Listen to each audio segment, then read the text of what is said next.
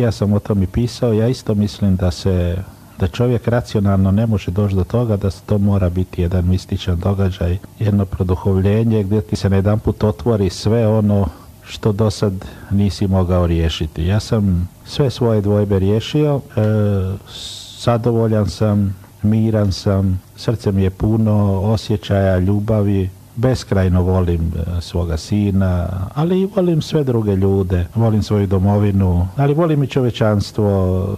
Nastojim tako raditi da naučim ljude da mržnja ubija ono koga mrzi, a ne onoga koga se mrzi, da se treba pokajati. Sve ovo što svaki čovjek proživi koji ima svoj životni put, ako nije u stanju se pokajati, reći išao sam za krivim zvijezdama, vodiljama, bio sam, bez obzira što ja nikad u životu nijednom čovjeku nisam svjesno naneo zlost, pomagao sam i spašavao ljude kad sam god mogao, ali ne mogu odreći dio svoje, kako kažem, kolektivne krivnje, jer sam ipak kao intelektualac i boreći se protiv zla, diktature, nasilja i ovoga, iznutra bio odgovoran kao član toga sustava za mnoge stvari koje su se dogodile.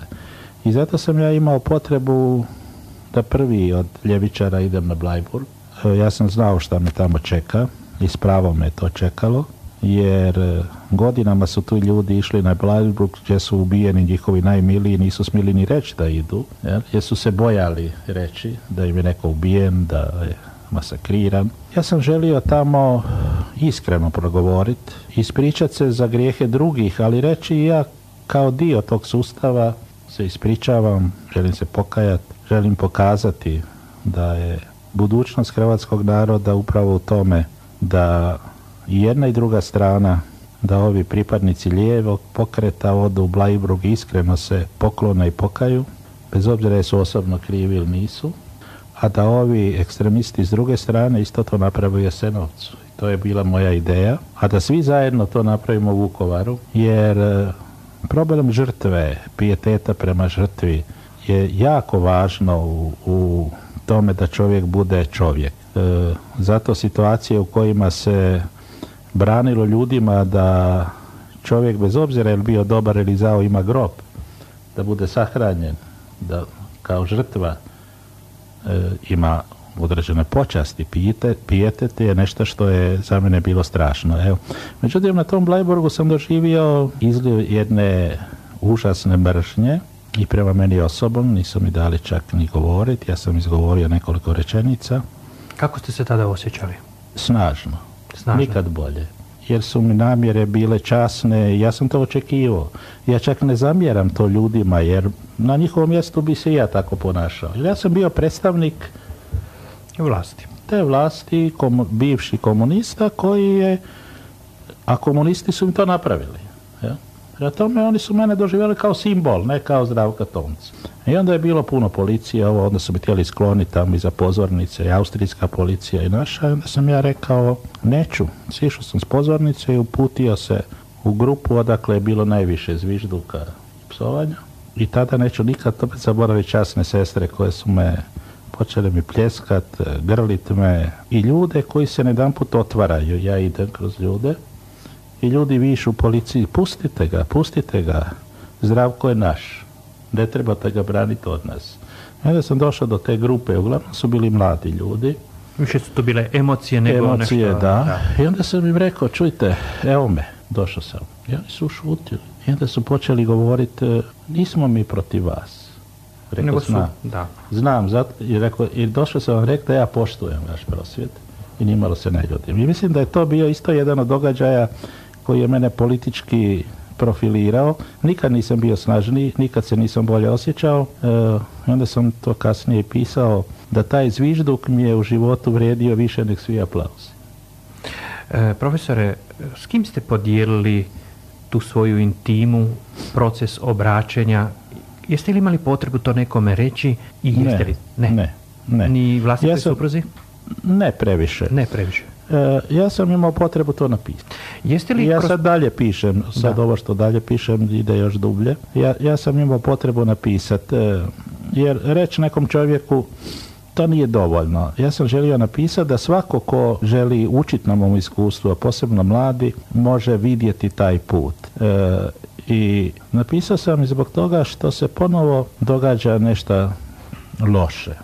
Događa se da u mom SDP-u, od kog sam ja htio napraviti hrvatske socijaldemokrate koji nemaju veze s komunizmom i titoizmom, se u izbornom stožeru ponovo pjeva po šumama i gorama od Vardara do Triglava, što je vrlo opasno.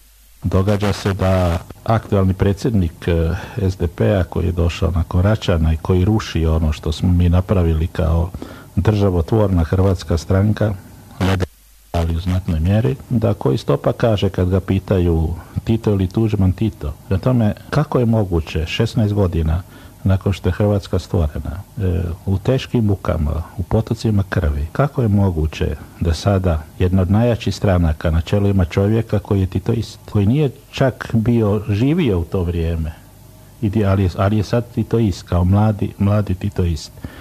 Kako je moguće da mi danas u Zagrebu trpimo, da imamo trg maršala Tita, ne trg Josipa Broza Tita, kao eventualno povijesne ličnosti koje je imao i neke zasluge u borbi protiv Staljina, Hitlera, ako ćemo biti širokog srca. Da. Nego maršala Jugoslavenske narodne armije. Iste one armije koja je napravila ono u Vukovaru što je napravila i širom Hrvatske. One iste armije koja je bombardirala moj Brod i ubila 1000 ljudi tamo i druge gradove. Kako je sad moguće da imamo najljepši trg maršala Jugoslavenske narodne armije?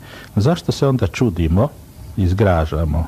I to je licemjerje nekih naših hrvatskih političara, kada se oslobađaju krvnici Vukovara i kada se faktično oslobađa Srbija i JNA od odgovornosti za zločine koje su napravili.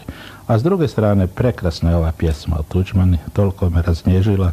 Jak sam se ja žestoko svađao s Tuđmanom oko mnogih pitanja i bio politički konkurent u jednom razdoblju. Pa neko koga se cijeni, onda se može oštro reći. Uprko svih svojih pogrešaka velikan, bez koga bi teško bilo zamisliti ovo što danas imamo. Da smo istom tom Franji Tuđmanu u glavnom gradu Hrvatske, hrvatskoj metropoli, dali trg koji nije trg, koji nema ni jedne kuće, koji nema ni jedne adrese, koji je neuređen. I ja to grubo kažem, namjerno neka čovjek mora biti grub, da smo dali jednu livadu koja služi kao pišalište i šetalište za pse, čime smo ponizili i prvog hrvatskog predsjednika i Hrvatsku državu, on je simbol Hrvatske države, volili ga ili ne volili, i Domovinski rat. Prema tome, to je ta Hrvatska u kojoj mi danas živimo, kojoj obilježavamo 16 godina od priznanja Hrvatske, a u kojoj mnoge stvari idu nazad u povijest.